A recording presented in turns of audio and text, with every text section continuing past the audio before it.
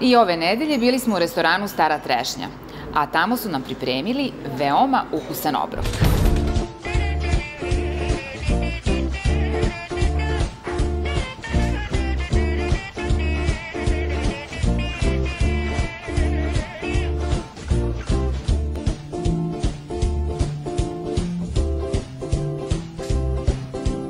Danas smo ponovo u restoranu Stara Trešnja i za sve ljubitelje piletine, među kojima sam i ja, danas spremamo dimljeni, grilovani i punjeni batak. Sa nama je kuvar Zeka i on će nas uputiti u tajni svog zanata.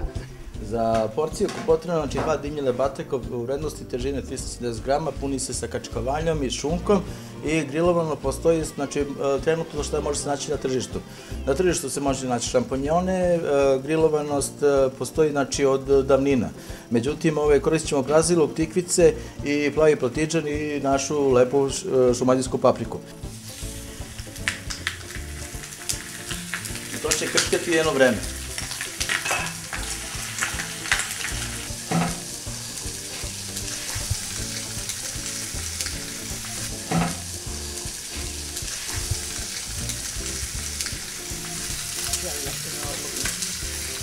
Pošto ovo je jedna od retkih prilika kada ja ulazim u kuhinju, ja ću zamoliti naša kuvara Zeku da ja jednu šargarepu stavim.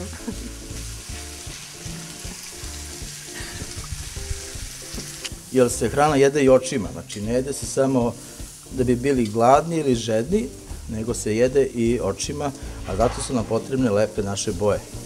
Oči su uvek site kad je nešto lepo, kao što ste vi lepi danas. Piletina samo što nije gotovo, tako da se bližimo u poslednjim kadrovima ovog snimanja.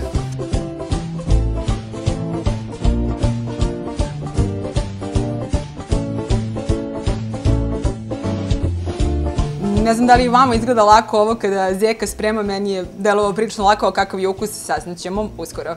Svim gostima i našim gledateljima prijatno. Koliko god bilo lepo gledati Zeku kako sprema grilovanu, punjenu piletinu, ja ipak ostajem dosledna sebi i najviše volim onaj deo izlaska iz kuhinje.